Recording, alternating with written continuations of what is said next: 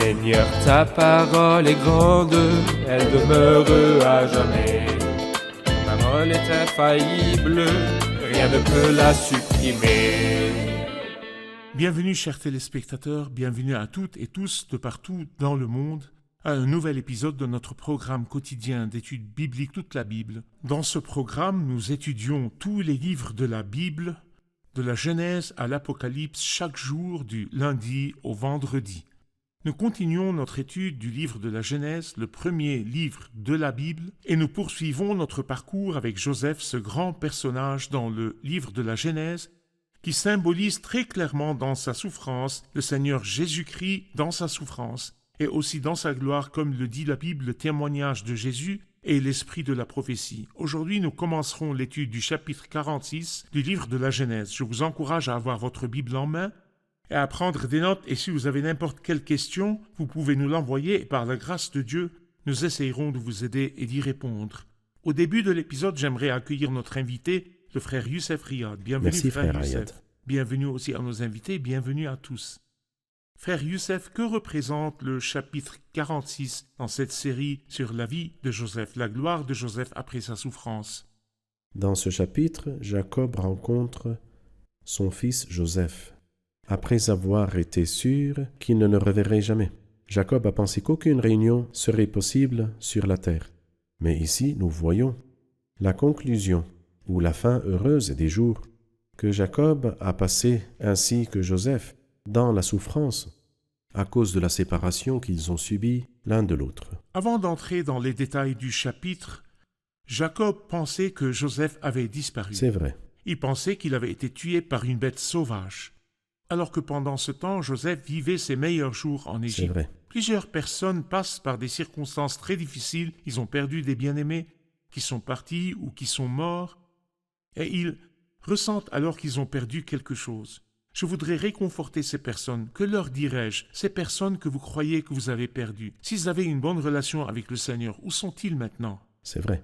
En effet, l'apôtre Paul, lorsqu'il a parlé du départ et du sommeil, il a dit ainsi: « C'est de loin meilleur. » Joseph était dans sa meilleure situation. Alors, je pense que ceux qui sont déjà partis, s'ils étaient de vrais croyants, qui donc d'entre eux voudrait revenir dans le monde avec sa souffrance et ses difficultés? C'est de loin meilleur d'être avec Christ. Parfait, et nous allons les revoir. Bien sûr. Très bien, merci beaucoup. Permettez-moi de lire quelques versets et ensuite je vous poserai une question. Allez-y. Israël partit donc avec tout ce qui lui appartenait. Arrivé à Beersheba, il offrit des sacrifices au Dieu de son père Isaac. Dieu parla à Israël dans une vision pendant la nuit. Il dit: « Jacob, Jacob. » Israël répondit: « Me voici. » Dieu dit: « Je suis Dieu, le Dieu de ton père. N'aie pas peur de descendre en Égypte, car là-bas je ferai de toi une grande nation. Je descendrai moi-même avec toi en Égypte, et je t'en ferai moi-même remonter. C'est Joseph qui te fermera les yeux. » Les premiers mots du premier verset sont en fait Israël parti. À la fin du chapitre précédent, il parle de lui en le nommant Jacob, tandis qu'ici, il l'appelle Israël et non pas Jacob. Que signifie donc cela? En fait, Israël, comme nous l'avons appris, lorsque Dieu a changé le nom de Jacob en Israël dans le chapitre 32 dans la Genèse, et il l'a répété une deuxième fois dans le chapitre 35, le mot Israël signifie « il obéit au commandement de Dieu ». Il obéit au commandement de Dieu. Donc, en vérité ici, Israël est très bien nommé, parce qu'il n'était pas prêt à aller voir son fils. Est-ce une chose normale? Non, ce n'est pas normal, et en plus, il avait pour lui une tellement grande tendresse qu'il a dit dans le chapitre précédent, dans le chapitre 45, « Mon fils Joseph est encore en vie, je veux aller le voir avant de mourir. » Son plus grand désir était d'aller voir Joseph. Est-ce qu'il y avait besoin d'un ordre de Dieu? Je pense que oui, en effet, Israël avait besoin d'un ordre de Dieu. Et je voudrais en passant faire une comparaison entre les 4 patriarches concernant leur voyage en Égypte. Abraham est allé en Égypte, mais malheureusement il avait tort dans sa décision, parce qu'il est allé pour échapper à la famine, et il est tombé dans le piège quand il a dit que Sarah était sa sœur. Isaac est le seul patriarche à ne pas aller en Égypte, et par là, il est le symbole du Fils céleste, le symbole du Seigneur Jésus-Christ, le divin, donc il n'est pas allé en Égypte. Joseph a été emmené en Égypte, comme nous le lisons au début du chapitre 39. Et ceci faisait partie du plan de Dieu concernant Joseph. Tandis que Jacob, il a reçu un ordre et une promesse. Il a reçu un ordre, va en Égypte. Une promesse, je vais te faire sortir de là-bas et te ramener à la terre de ta naissance. Avant que Dieu ne parle à Jacob pour l'encourager, Jacob a fait une chose. La Bible dit que Jacob ou Israël a offert des sacrifices au Dieu de son père Isaac. L'offrande des sacrifices, je dirais qu'établir une relation avec Dieu précède toujours le conseil et le dialogue avec Dieu. Et je pense que Jacob demandait à Dieu s'il devait aller ou non. Il avait peur d'y aller. Et c'est comme s'il se préparait et se plaçait dans une atmosphère qui le prépare pour écouter la voix de Dieu et les conseils de Dieu. Beaucoup de croyants maintenant veulent connaître la pensée de Dieu et la volonté de Dieu. Mais ils n'offrent pas de sacrifice et ils n'ont pas de relation avec Dieu. Ensuite, ils veulent prendre une décision importante de voyager ou non, de se marier ou non, de prendre ce projet ou non. Et ils ne savent pas comment connaître la pensée de Dieu. Qu'en dites-vous ? En vérité, je pense que le fait d'offrir les sacrifices était une pratique adoptée un peu tard pour Jacob. Dans ce cas, mieux vaut que les bonnes choses arrivent même si en retard, plutôt qu'elles n'arrivent jamais. Oui. Il aurait dû offrir des sacrifices et remercier Dieu. Dès qu'on lui a dit que son fils Joseph était vivant, il a tardé. Et il n'a offert de sacrifices qu'après avoir commencé son voyage et être arrivé à Beersheba. Mais comme nous l'avons dit, mieux vaut que les bons actes s'accomplissent même en retard qu'ils ne s'accomplissent jamais. Et c'est comme s'il disait à Dieu 1000 merci pour avoir sauvé Joseph parce que Jacob craignait pour lui. C'est ce que disait Jacob à Dieu et Dieu a répondu. Il lui a dit « Je sais que tu as peur. Tu ne sais pas s'il faut y aller ou non. Va en Égypte. » Non, ce n'est pas tout. Il lui dit ces belles paroles « N'aie pas peur de descendre en Égypte. Moi-même, je descendrai avec toi. » Quelle promesse! Donc quand Dieu lui dit qu'il serait avec lui, de quoi d'autre ai-je besoin? C'est tout. Je pense qu'après cela, nous n'avons besoin de rien ajouter. Quelle excellente compagnie. Excellente compagnie. C'est Oui. fini. Notre Dieu est avec nous. Et je veux dire à chaque personne qui prie pour discerner la volonté de Dieu dans n'importe quelle décision, ne prenez aucun pas avant de vous assurer C'est que vrai. Dieu est avec Oui. vous. Avant qu'il ne vous dise Amen, allez-y, avant qu'il ne dise Allez-y et je serai avec C'est vrai. vous. Oui. Et puis, juste après, nous voyons des paroles absolument magnifiques dans le verset 4, à la fin du verset 4. Je descendrai moi-même avec toi en Égypte et je t'en ferai moi-même remonter. C'est Joseph qui te fermera les yeux et nous voudrions savoir ce que signifie Joseph fermera tes yeux. C'est-à-dire, il ne te quittera pas des yeux. Il lui dit que lorsque tu mourras, Joseph sera à tes côtés. Et moi, je pense que les pères, et j'ai moi-même eu cette expérience, que les pères pieux à l'heure de leur mort, ont besoin de sentir que leur fils, surtout si c'est l'aîné, ou bien l'héritier, est très proche d'eux. Et donc, c'est comme si Dieu assurait Jacob. Il voulait l'assurer qu'au dernier moment de sa vie, avant de quitter ce monde, Joseph, à ce moment-là, serait debout près de son lit. Et ceci, pour un homme qui est très vieux, je pense que c'était réconfortant et Et encourageant. c'est un honneur. pour Un lui. honneur. Oui. Merci. Nous ferons une pause et puis reviendrons pour une question.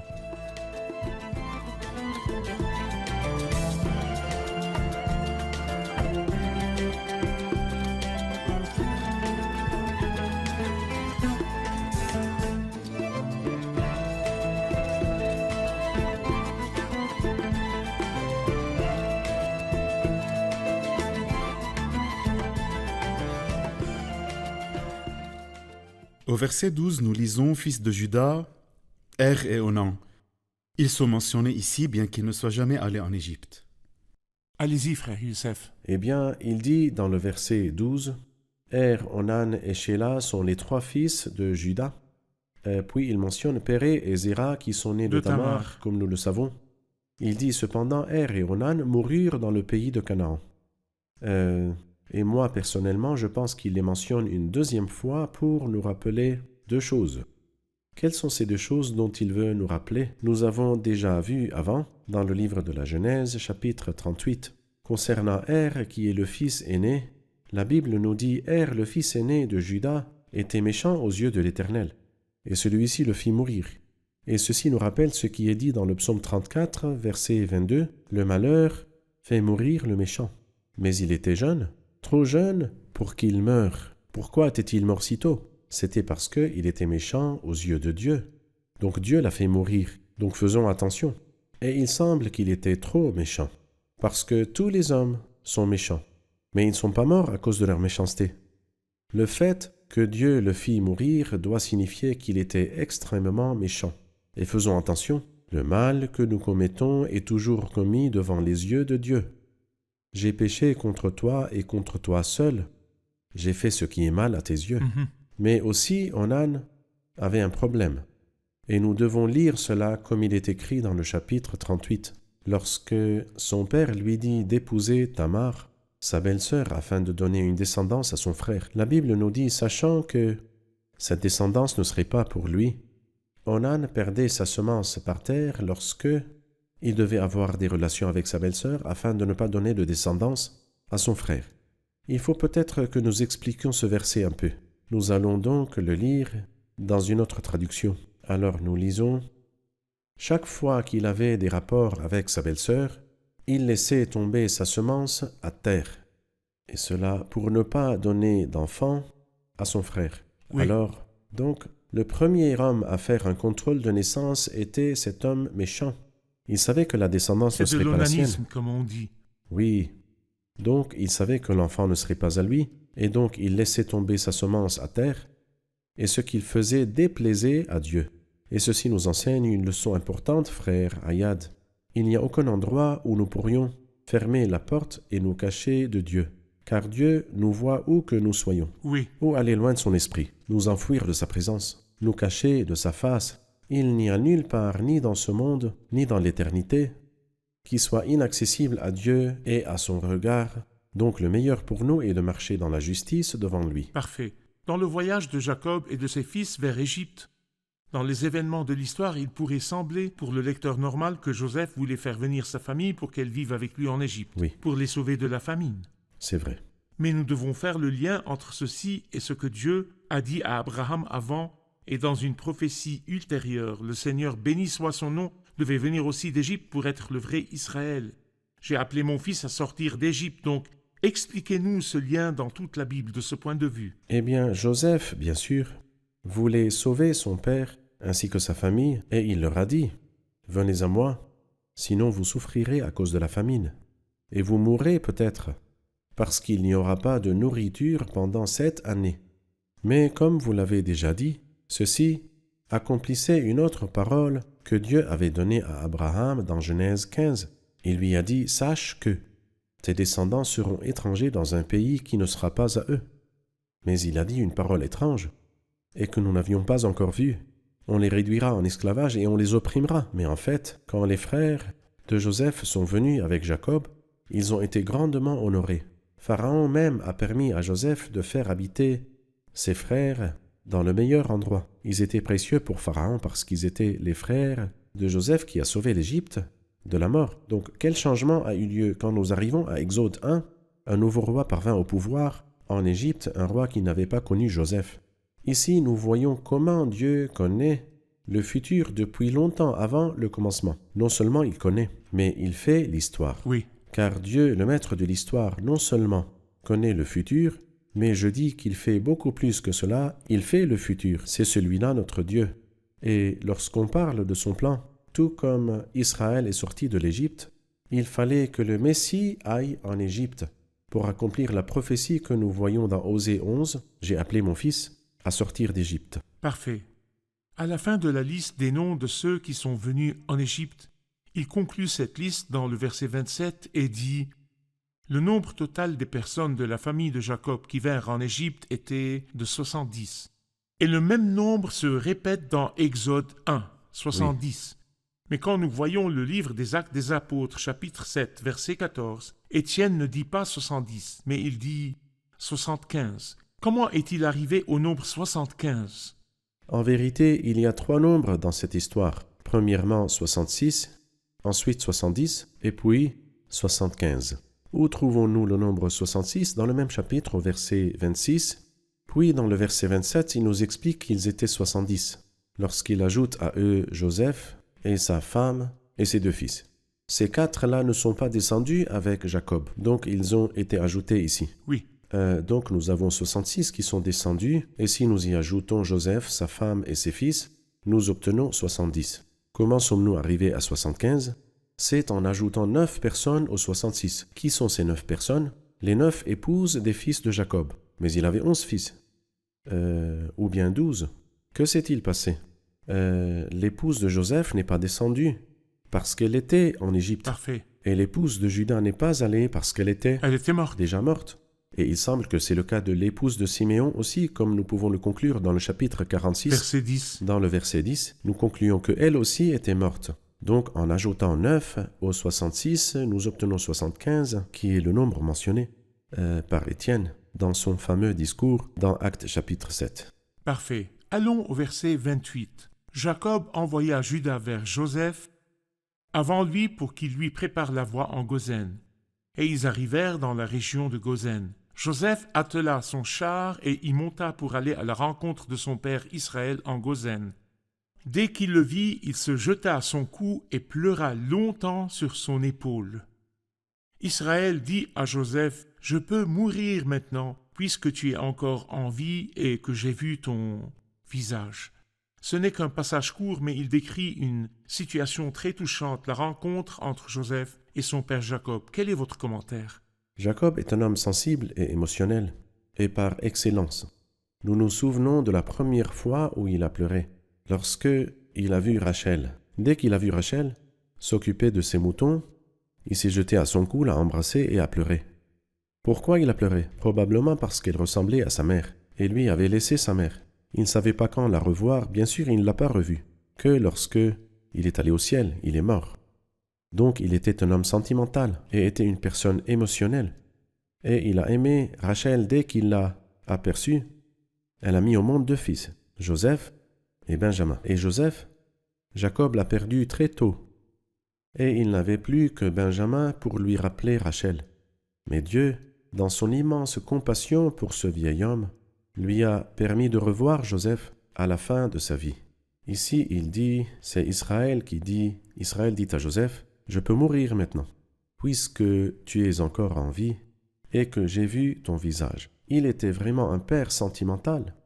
Et la tragédie qui est arrivée à son fils bien-aimé Joseph était dévastatrice. Mais enfin, notre Dieu a transformé l'amertume de Jacob en bien et en consolation. Et le Seigneur a compensé Jacob, et il a pleuré en embrassant Joseph, et Joseph a pleuré en embrassant Jacob pendant longtemps, parce que finalement le Père précieux a rencontré le Fils bien-aimé.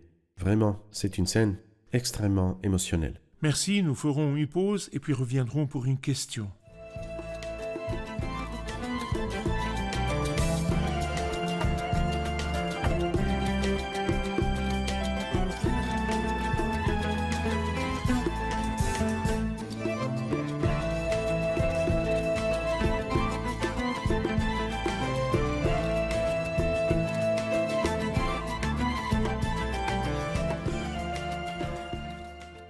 Nous remarquons ici que Joseph dit à Pharaon que ses frères sont des bergers, sachant que ceci est une abomination pour les Égyptiens. Pourquoi?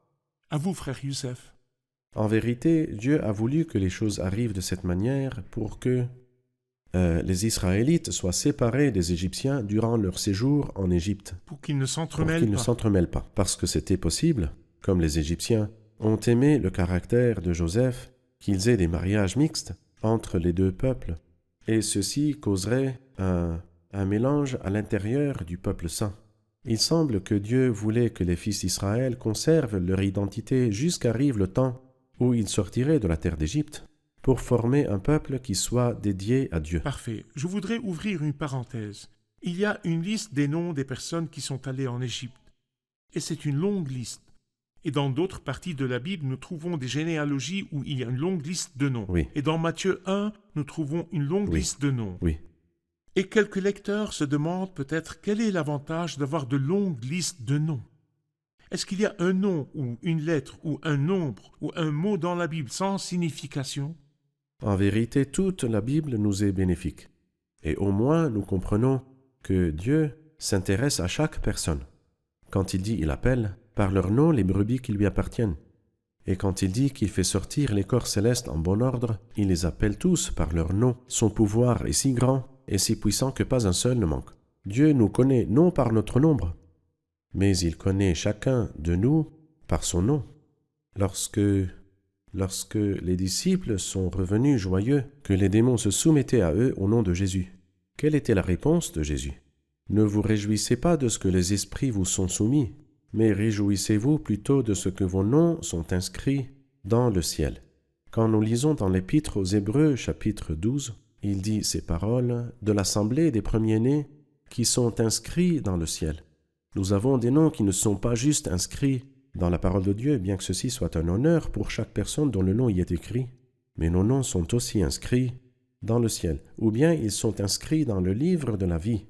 Et quel honneur et quelle faveur! Parfait. J'ai une dernière question.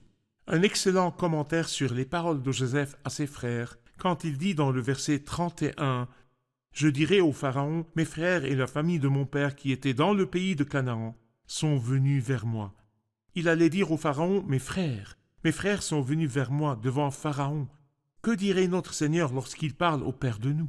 Allez-y. Eh bien, en fait, les frères de Joseph ne le rendaient pas fier. Ils venaient prendre de la nourriture et ils venaient sur des ânes. Mais Joseph n'avait pas honte de ses frères, et ceci nous rappelle les belles paroles dans Hébreux chapitre 2. Dans le verset 11, il n'a pas honte de les appeler ses frères lorsqu'il dit « J'annoncerai ton nom à mes frères, je te célébrerai au milieu de l'assemblée. » Joseph n'avait pas honte de ses frères, et le Seigneur Jésus-Christ n'avait pas honte de nous, n'a pas honte de nous. Il a dit à Marie Magdalène « Va chez mes frères, va leur dire ». Et ici Joseph a donné le grand privilège qu'il avait à ses frères, et le Christ nous a donné ce privilège vraiment, étant le premier-né parmi beaucoup de frères. Frère Youssef, en retournant au verset 28, Jacob envoya Judas vers Joseph avant lui pour qu'il lui prépare la voie en Goshen.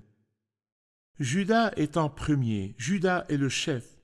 Est-ce que nous y voyons une prophétie ou une providence? En vérité, c'est clair que Judas était quelqu'un de spécial.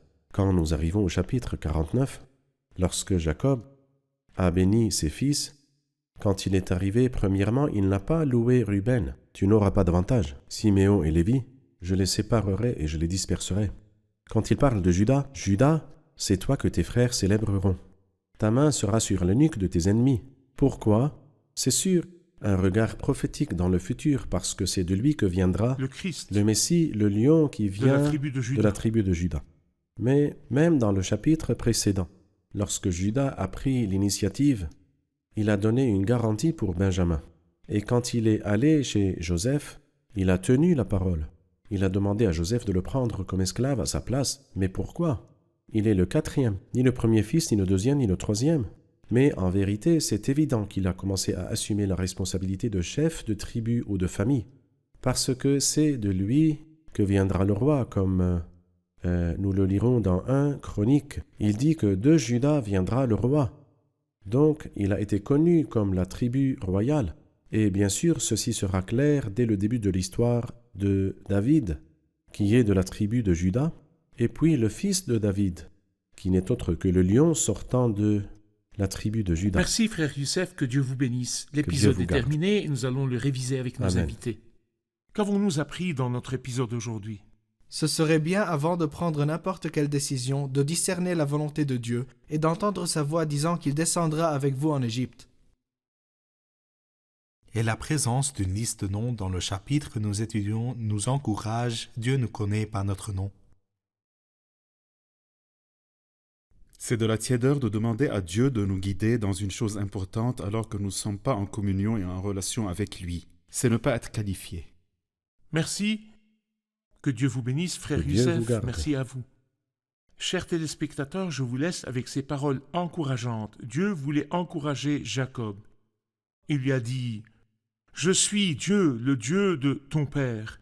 N'aie pas peur de descendre en Égypte, car là-bas je ferai de toi une grande nation. Je descendrai moi-même avec toi en Égypte, et je t'en ferai moi-même remonter. » Ce que Dieu vous dit est que si vous êtes fidèles, si vous craignez le Seigneur, si avant de faire quoi que ce soit vous lui dites « approuve et va », avec ton serviteur, si vous n'avez aucune intention personnelle et aucune décision personnelle, si tout votre désir est que Dieu soit béni dans n'importe quelle décision que vous devez prendre, Dieu vous encourage, il vous dit n'ayez pas peur. Je suis avec vous, je ferai ce voyage avec vous et je vous ramènerai sain et sauf de ce voyage. Je suis votre garantie dans l'aller et votre garantie dans le retour. Je serai avec vous. Et c'est une excellente compagnie lorsque Dieu lui-même est avec vous. Il prend les risques du voyage et il assure votre sécurité sur la route. Chers téléspectateurs, je m'encourage et je vous encourage. Je me préviens et je vous préviens. Ne prenez aucune décision sans discerner la volonté de Dieu. Ne prenez aucune décision critique dans votre vie sans dépendre de la pensée de Dieu. Dieu dit « Je t'instruirai et te montrerai la voie que tu dois suivre dans ta vie. Je te conseillerai. J'aurai le regard sur toi. » Nous nous reverrons dans l'épisode prochain. Que Dieu soit avec vous.